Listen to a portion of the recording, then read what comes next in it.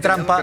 Se está diciendo que Sánchez robó las primarias. A ver, ¿qué se sabe de las primarias? Aparece en ese informe de la Guardia Civil que se dijo, ¿no? Mete 2 papeletas. Pero claro, de 2.000 a los miles de votos con los que gana Sánchez, ¿qué sabemos de las primarias a partir de ese informe y de lo que fueron las primarias? Porque se está diciendo Sánchez ganó con trampas.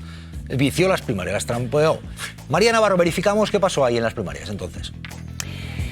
Pues en la votación del 13 de julio de 2014, Pedro Sánchez gana las primarias, se impone en 12 comunidades autónomas con el 48,7% de los votos frente al 36,1% de Eduardo Madina y el 15% de José Antonio Pérez Tapias. En total, Sánchez logra 62.411 votos y estos son 16.000 más que su principal contrincante, Eduardo Madina.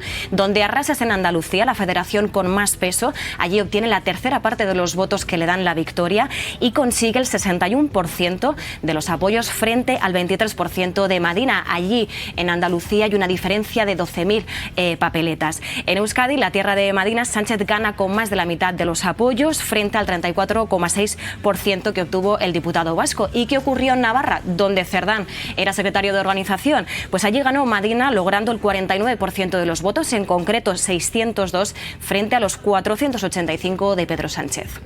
Enseguida verifica María Navarro. A ver, otro elemento de debate, porque se está diciendo Pedro Sánchez es responsable, Pedro Sánchez es culpable, Pedro Sánchez está en el ajo. Lo ha dicho el Partido Popular, insiste en ello. Y os quiero preguntar, es cierto que en el informe de la UCO no aparece Pedro Sánchez como alguien que esté implicado, pero ellos dicen que es el número 1. Lo ha dicho Tellado hoy mismo, Partido Popular. Sánchez es el responsable de todo. Sánchez es el número 1 de una trama de corrupción del Partido Socialista que atraviesa al Partido Socialista y también al Gobierno de España. Claro que sabía. Todos forman parte del clan del Peugeot, con el que Pedro Sánchez recorrió España en el año 2014, para robar unas primarias y luego para robar desde el Gobierno. Nosotros le pedimos que comparezca aquí en el Congreso, que dé las explicaciones convenientes, que dimita y que convoque elecciones.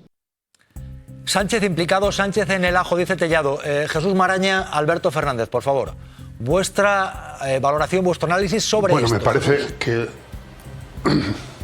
me parece que el PP tiene un problema. Yo no sé si llegó a Génova antes que a todos los demás este informe de la UCO o algunos aspectos del mismo, ¿no? Pero claro, si una semana antes califica al gobierno como mafia y a Pedro Sánchez como capo de la mafia, tiene muy difícil ya elevar el listón a partir de ahí, ¿no? De momento, en lo que sabemos y lo que conocemos y los informes de la investigación, no aparece en ningún momento Pedro Sánchez, no se le acusa de nada y diría más, yo no he visto en ningún sitio todavía P. Sánchez, como si vimos M. Rajoy en documentos que estaban judicializados y que llevaron a una condena. Caso del informe de la UCO, pero es que no solamente esto, no hay que olvidar que también están bajo sospecha judicial no solamente sus 2 últimos secretarios de organización del Partido Socialista, es que también lo están 2 personas que están en su entorno familiar, ni más ni menos que su esposa y que su hermano. Es verdad que todos estos asuntos están judicializados, directa sobre las personas de su entorno más cercano y especialmente a Ábalos y Cerdán, que los ha colocado ahí, la tiene y por eso no basta lo que dijo ayer Pedro Sánchez, no basta con hacer solamente una auditoría y pedir perdón. Jesús. Yo, si me permites una pequeña discrepancia, me parece que meter en la misma coctelera todo lo que está pasando en los tribunales creo que es confundir a la ciudadanía. Veremos en qué quedan el asunto del caso de Begoña Gómez o el de David Sánchez o el del fiscal general, pero que yo sepa, ninguno de esos 3 casos conlleva ningún enriquecimiento ni ninguna absorción de dinero público, nada de lo que solemos considerar corrupción, al menos la ciudadanía en general, lo que consideramos alguien que roba lo de todos para quedárselo o hacer negocios. Y no ha habido tampoco ningún detalle que lleve a pensar en financiación irregular de un partido que elevaría esto a otra categoría distinta. Maquillado, muy maquillado. Esto ha llegado incluso a que algún vocero de la extrema derecha llegue a hablar de esta forma de Pedro Sánchez, ¿eh? Una geisha de género aproximadamente masculino, pintada como una puerta. Ayer le pintaron al geisho de la Moncloa, le pintaron una raya como las que se ponen en ballet, es decir, que está para verlo así como flaco y demacrado.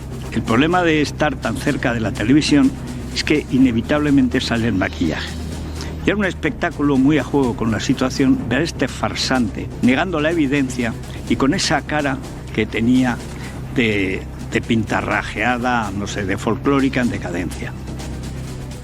Que Jiménez Los Santos, en fin, genio y figura de la extrema derecha y no activista, como él dice, ni siquiera periodista. No, lo que tiene de peculiar la comparecencia de ayer es primero que es una sala en la que yo creo que Pedro Sánchez hay que remontar, no sé a cuándo hay que remontarse para recordar la primera una vez, rueda de prensa. es la primera vez que la haces de Ferraz. Claro, correcto. Bueno, en Ferraz no, en esa sala, en la sala de prensa, digamos que es la sala habitual, sí, correcto. Como presidente. Y eso pues altera evidentemente las luces, etcétera. Sí, pero se habla de un Sánchez decrépito y acabado. No, hay un Sánchez decrépito acabado. Está en las últimas. Esto no es porque yo lo diga, es evidente. Es un Sánchez que pide 8 veces perdón. Es un Sánchez que se dice compungido, no se dice, no lo dice en estos términos. ¿Pero tú crees que va a resistir? Yo creo que va a intentar resistir y que tiene razones para resistir. Llevamos 7 años de gobierno con un anuncio del apocalipsis diario, desde el primer día. Va a caer por la amnistía, va a caer por los indultos, va a caer por esto, va a caer por lo otro. 7 años. El país está como hace muchos años que no está. Es verdad que hay desafíos gravísimos. Deberíamos reforzar, en España, digo, el país debería reforzar la agenda social. Estoy completamente de acuerdo. Con la presión y con la ayuda de la izquierda. Y también de los regionalistas y incluso de los independentistas. Debería reforzarse la agenda social. Pero este país da gusto verlo, más allá de lo que estamos viendo en estos especiales de televisión y en esta basura a la que nos invitan a comentar estos señores. El país es de los mejores países del mundo. Vamos a ir ponga como se ponga la extrema derecha. ¿Qué va a ocurrir? ¿Qué crees que puede pasar? Porque han pillado con el carrito del helado a gente muy importante en el Partido Socialista. Santos Cerdán, secretario de Organización, antes Ábalos, ministro de Transportes. ¿Qué va a ocurrir? ¿Crees que el gobierno se verá abocado a un adelanto electoral? ¿Que los socios puede ser que retiren el apoyo a Pedro Sánchez? ¿Qué va a pasar, Jesús? Bueno, no tengo la bola y no me atrevo a hacer futurología, pero es verdad que ya han pasado cosas importantes en las últimas 24 horas. Hemos conocido asuntos muy graves de corrupción que tendrán que acabar, obviamente, en una sentencia y en toda la información que corresponde tener, pero ya es suficientemente grave y ya ha habido una reacción inmediata que también creo que hay que poner en valor, porque no siempre se reacciona así desde los partidos, pero luego efectivamente quedan muchas incógnitas por resolver y probablemente más cuestiones que abordar, ya sea porque el propio Partido Socialista y el propio presidente del gobierno decidan que hay que hacer más cosas. Estoy pensando en no solo cambios en la ejecutiva del partido, como ayer mismo el presidente ya habló de ello, sino probablemente cambios en el gobierno en el momento que se considere oportuno, ¿no? Porque se necesita el gobierno de coalición retomar, digamos, la iniciativa política después de un varapalo como este propinado desde sus propias filas, ¿no? Desde las filas del Partido Socialista. Pero además de eso, es verdad que los socios tienen no solo todo el derecho, sino toda la obligación también de avanzar incluso más, ¿no? Habrá que pensar en qué ha fallado en la prevención de la corrupción en el partido y también en el gobierno, ¿no? En el Ministerio de Fomento en la época de Ábalos. Y habrá que pensar qué se hace también respecto a los filtros en las adjudicaciones públicas, ¿no? Quiero apuntar, si me permite Pablo Iglesias, que no es su medio el único que ha titulado con Acciona en el principal titular de su portada. Infolibre también lo ha hecho. Y porque además creemos que es importantísimo. Se suele poner el foco solo en los políticos y es importante ponerlo también en los corruptores, ¿no? Y cuando son además empresas importantes, que luego se diluye esa responsabilidad y al tiempo que sea vuelven a tener contratos del Estado. Yo creo que hay que revisar qué se hace en las adjudicaciones, cómo se hacen, qué filtros se ponen y qué penalización tienen las empresas que utilicen el soborno como herramienta de negociación con el Estado, ¿no? Claro, porque es que, y os pregunto a ambos, puesto que estabais en pantalla, Jesús y Pablo. Vamos a ver, es cierto que no es el primer caso de corrupción en el que aparecen efectivamente empresas importantes. Anda que no había con Urdangarín, por ejemplo. Y luego, quién sabe si quizás porque tienen un enorme poder de influencia, no aparecen tanto en los medios de comunicación. Claro. No se trata que entre vosotros digáis, pues efectivamente en Infolibre aparece, que yo lo he leído. Sí, varios claro, días. es que... Pero sí que es cierto que puede ser por esa influencia que aparecen atizando, poniendo dinero, corrompiendo a políticos, por ejemplo, pero luego se habla menos de esas empresas. Claro. Y sigue la dinámica. ¿Puede ser por eso, por esa influencia que tienen? Jesús, Pablo, Jesús, por favor. Bueno, yo creo que es evidente que cuando hay una dependencia, la que sea, y una condicionalidad de un medio de comunicación sobre publicidad institucional o empresarial, etcétera, que afecta al medio, pues ese medio no trata de la misma manera a una fuente de ingresos importante, ya sea empresa privada o empresa pública o administración pública, que lo sabemos todos. Y hay medicinas, me parecen muy claras, para curar esto que afecta, a mi juicio, a la salud democrática y al derecho a la información.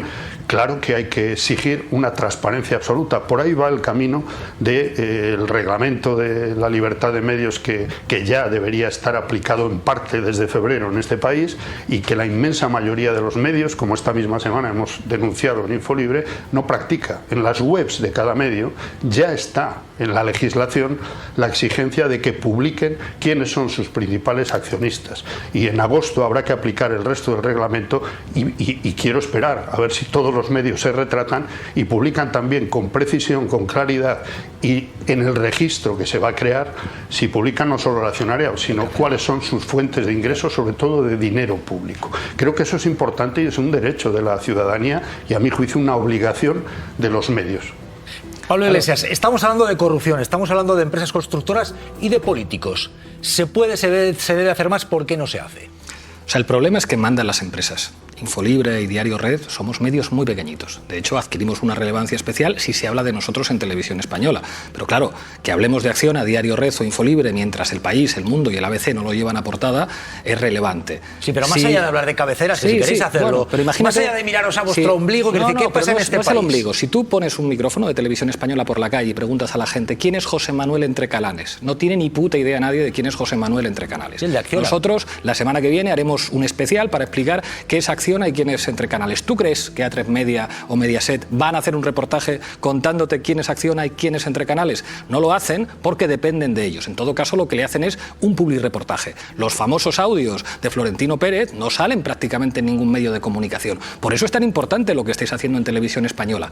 En un medio de comunicación privado, tú tocas Acciona, te llama Entrecanales y te dice te va a dar publicidad a ti quien yo te estoy contando. Y eso es un mecanismo corrupto mucho más relevante que los Coldo, que la Púnica o que José Luis Ábalos. Y está muy bien hablar de eso porque entonces nos damos cuenta que la corrupción no es un problema de manzanas podridas, es una forma de gobierno en el que las empresas del IBEX son agentes de la corrupción de manera permanente en la historia.